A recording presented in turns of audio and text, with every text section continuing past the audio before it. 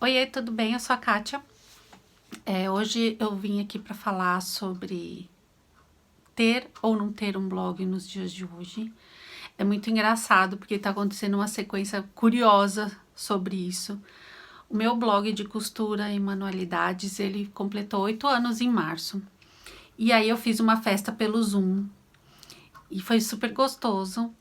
E aí eu optei por não gravar e foi realmente assim um encontro entre amigas. Sabe, a gente bateu papo, a gente relembrou coisas, a gente tomou vinho, foi uma delícia esse registro, então era só de quem tava lá mesmo. Hoje é dia 25 de julho, eu fiz aí uma pausa na programação geral de conteúdo, assim, né, regular, por um monte de questões, eu fiz um outro GTV contando, e hoje teve mais cedo uma live com a Patrícia Cardoso, pra gente falar exatamente sobre por que a gente ainda tinha blogs no ar até hoje, depois de tanto tempo. E o que aconteceu? O meu celular estava descarregando, eu peguei, coloquei o carregador e ele não carregou.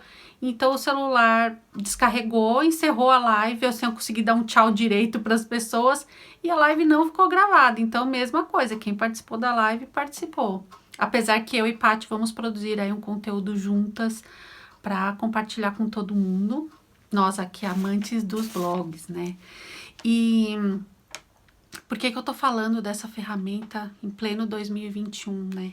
Eu quero contar um pouco o contexto do meu blog, porque aí eu vou desenvolver isso para vocês, né? Então, quando eu criei meu blog no comecinho de 2013, na verdade eu tinha passado em 2012, eu tava fazendo aulas de costura e em 2012 eu tava vivendo uma crise no meu casamento, foi um período bem difícil. E eu lembro que eu tava viciada em ouvir e ler sobre punk. E o punk tem uma cultura aí muito voltada pro do it yourself, até porque foi um movimento que não foi, né, patrocinado pela indústria da música, então todo mundo tinha que fazer as coisas com as próprias mãos. E eu também tinha começado a estudar alemão e tava adorando. E aí quando chegou 2013, bem naquela semana que que eu resolvi começar o blog, eu tava vivendo realmente uma fase muito empolgada, assim, os tempos estavam mais tranquilos, digamos assim. Eu fui a Brasília visitar a Vivi Basini e a Maíla. Fiz algumas oficinas com elas no ateliê que elas tinham na época. Comprei minha máquina de costura, que é a que sempre aparece nos meus posts. E eu tinha me proposto naquele ano que eu queria experimentar com tecidos, então aprender técnicas diferentes com que desde que levasse tecido, não só costurar. Então eu lembro que eu fui fazer forração de caixas, fui fazer encadernação, eu fui fazer um monte de coisa para aprender, mas segui sempre amando muito mais costurar. E também queria me dedicar mais a fazer roupas, que foi o ano que eu comecei a fazer aula com a Lourdes, uma outra professora muito querida, e também foi o ano que eu comecei a fazer patchwork. Então, na verdade, assim, o tempo que eu tava costurando em casa, ele era muito solitário, né? Esse fazer manual dentro de casa, ele costuma ser um tanto solitário. E eu acho que ter o blog, ele, além de... Eu sempre falo que para mim, escrever sempre ajuda a organizar as ideias, organizar os pensamentos. E era um jeito de compartilhar e trocar com mais pessoas. E aí eu abri o blog e comecei. Ele tinha um template bem simplesinho e ele era blogspot.com, era aqueles blogs gratuitos do Google. E ele ficou assim por um tempo. E lá estavam os registros, bem como diário de bordo mesmo, eu sempre falo disso. Na verdade, nesses últimos anos, entender que eu tinha o blog por vários momentos da minha vida, porque a vida mudou muito de lá pra cá, né? A minha vida mudou pra caramba e o blog segue lá no ar. Às vezes eu consigo postar com frequência, às vezes não, depende de como tá a vida no momento e o quanto eu tô conseguindo escrever, mas pra mim era isso, era sair do silêncio. Eu acho que num mundo como o nosso, que a gente vai vendo mulheres que ainda não podem fazer muitas coisas, é ter o controle sobre as palavras, sobre as minhas próprias palavras. Então eu escrevo ali, assino os meus textos, coloco as coisas do jeito que eu quero colocar, com o meu ponto de vista, com o meu nível de experiência, seja na escrita, seja na costura ou em qualquer manualidade. Eu acho que é uma ferramenta para nossa escrita se tornar pública, para que a gente não seja anônima. Isso é muito forte na história das mulheres. E eu acho que assim, e também sai de uma tradição muito oral, né? A gente tem essa tradição muito oral que é muito comum nas manualidades, né? Então, as pessoas passavam seus conhecimentos umas para as outras e tudo mais. E, lógico, tem livro, tem bastante coisa, mas muita coisa era bem oral mesmo. E acho que esse dia a dia do fazer manual sempre foi muito oral, né? Das mulheres que se reuniam para fazer. E assim, era um jeito de se reunir virtualmente e manter um registro disso tudo. Tem um aspecto aí, e agora a gente falando, inclusive, de redes sociais, que ter um blog é o equivalente a ter uma casa própria na internet. Ter um site, um blog, o que quer que seja. Ou seja, onde a gente controla o que a gente coloca, faz o post do jeito que a gente quer e que não está sujeito a algoritmos e tudo mais. Lógico que a gente consegue ser encontrado facilmente. Põe no Google, por exemplo, e você acha. São conteúdos que são de uma longa duração, né? Eles são mais perenes. E as informações que a gente vê nas redes sociais, além de hoje em dia ser uma informação muito volumosa, ela circula muito rápido e ela morre muito rápido. E não que ela não dê trabalho para ser feito, porque ela dá trabalho igual. Mas tem essa questão de de se perder muito mais rápido, sabe?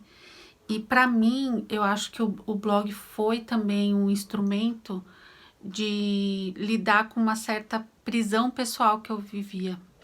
Porque eu podia costurar e eu podia escrever, mas eu estava muito presa nessa vida. Principalmente porque nenhuma dessas coisas, naquele momento, me trazia independência financeira, mas me ajudava a ter independência de ideias e independência de ações. E eu acho que isso me conduziu muito para as decisões que eu tomei nos anos seguintes. De vez em quando eu tô olhando aqui que eu tô com o roteirinho, tá? E eu acho que é isso, é a liberdade de aprender, é a liberdade de ter voz e poder escrever e poder criar. Hoje em dia, olhando, né, o histórico, até quando eu olho posts antigos e vejo como minha vida era diferente ou como eu via as coisas de outro jeito, na verdade, escrever sempre me deu clareza para olhar a minha própria história com respeito, sabe? Eu respeito tudo o que eu fiz por mim mesma nesses anos. E eu acho que me ajudou a lidar com as minhas fragilidades, com os meus traumas, com as minhas crenças limitantes. Tanto que eu tenho posts no blog que falam assim, por que eu não vendo? E era muito eu não me sentindo capaz ou não me achando boa o suficiente, e lá estava escrito isso, mas eu acho que quando eu colocava isso também era um jeito de lidar. Eu vejo muitos dos registros que eu fazia lá atrás e que estão lá, e eu não vou tirar nunca, apesar de eu querer mostrar uma peça que eu tinha acabado de fazer, como era difícil para eu aparecer e mostrar. Eu tinha vergonha às vezes de mostrar meu corpo, porque eu não sou magra, porque meu braço é gordinho, porque eu queria disfarçar a barriga, eu tava sempre muito tensa. E tudo isso foi me ajudando, acho que a lidar comigo mesma e aceitar como eu sou. Então, se hoje eu consigo vir aqui e fazer um vídeo, é porque eu comecei esse movimento lá atrás, né? Então, não só escrevendo, mas depois aparecendo, porque eu sempre morri de vergonha de aparecer em vídeo, em falar e tal, e hoje em dia eu faço isso até que numa boa. Talvez não tenha super técnica para isso, mas faço isso com tranquilidade, né? Não é uma limitação mais para mim. E eu acho que também foi fazer parte de uma comunidade, que é a questão que eu falei lá no começo, né, do fazer manual às vezes ser meio solitário, e fazer parte de uma comunidade de alguma forma. Então, outras pessoas estão online também compartilhando o que elas fazem. E isso faz a gente entender que a gente não tá sozinha. E o legal é exatamente não, que esse registro não seja um registro que se perde, que isso é o que eu sinto muito pelas redes sociais, é o que aconteceu comigo hoje mais cedo, né? Fiz uma live incrível com a Paty, deu um problema que a live não ficou salva. Eu adoraria ter guardado esse registro e não deu. Não adianta chorar pelo leite derramado, tipo, não vai dar pra rever isso, mas é uma coisa que acontece, quer dizer, eu sempre tô ali lutando com essas questões, né? E elas sempre me fazem pensar que ter o blog no ar me ajuda nesse sentido. Esse vídeo vai com certeza para lá depois. Eu até comentei nessa live, né, que eu fiz alguns cursos ao longo dos anos que me ajudaram a enxergar também o papel da escrita, sabe? E que me fazem continuar acreditando nesse caminho, né?